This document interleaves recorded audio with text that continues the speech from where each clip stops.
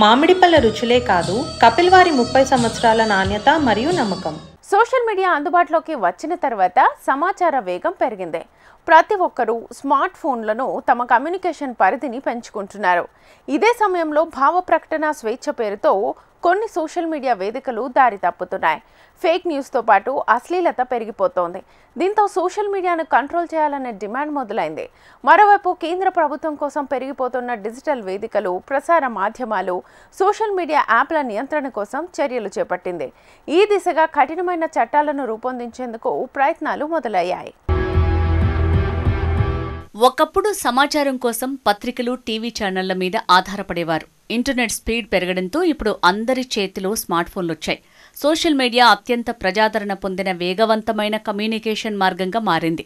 పత్రికలు, టీవీ ఛానళ్లు, వెబ్సైట్ల కన్నా వేగంగా అందరికీ సమాచారం క్షణాల్లో అందుతోంది.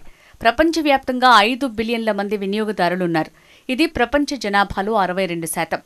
రోజురోజుకు ఆ సంఖ్య వేలల్లో పెరుగుతూనే ఉంది.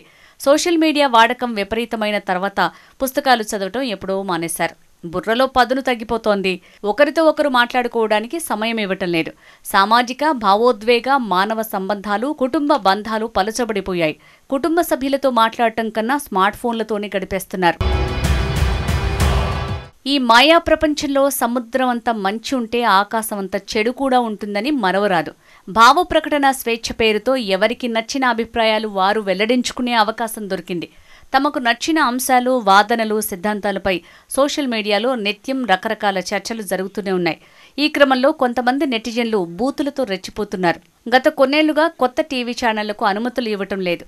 దీంతో ఎవరికి వారే యూట్యూబ్ ఛానళ్లు పెట్టేసుకుంటున్నారు. వీటి మీద ఎలాంటి నియంత్రణ లేదు. ఫలితంగా ఫేక్ వార్తలు పెరిగిపోతున్నాయి. కంటెంట్ మీద కంట్రోల్ లేదు. అడల్ట్ కంటెంట్ పెరిగిపోతోంది. రీల్స్ పేరుతో అసభ్యత మితిమీరిపోతోంది. ఇక మరికొంతమంది యూట్యూబర్లు జర్నలిజం పేరుతో శృతిమించిపోతున్నారు.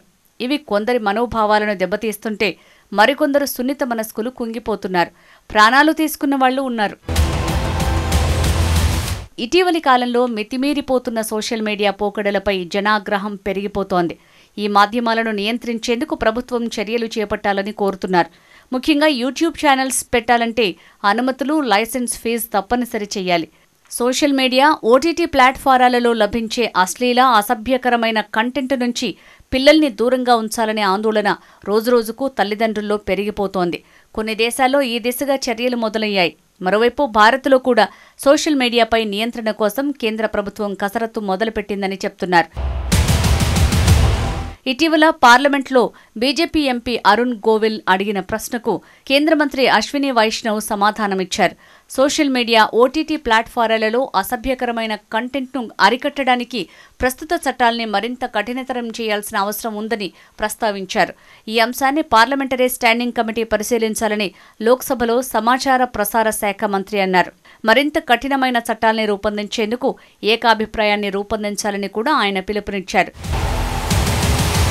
దేశంలో పెరుగుతున్న డిజిటల్ వేదికలు, ప్రసార మాధ్యమాలు, సోషల్ మీడియా యాప్ల నియంత్రణ కోసం మీడియా కౌన్సిల్ ఏర్పాటు చేయాలని పార్లమెంటరీ స్టాండింగ్ కమిటీ కేంద్రానికి సిఫారసు చేసింది. ఈ కొత్త కౌన్సిల్ ముద్రణ, డిజిటల్, ప్రసార మాధ్యమాలను ఒకే గొడుగు కిందకు తీసుకొచ్చేందుకు ప్రతిపాదనను సమర్థించింది. ప్రస్తుతం డిజిటల్ వేదికలు ఐటీ చట్టం 2021 కింద ఉన్నాయి. ప్రింట్ మీడియాను ప్రెస్ కౌన్సిల్ నియంత్రిస్తుంది.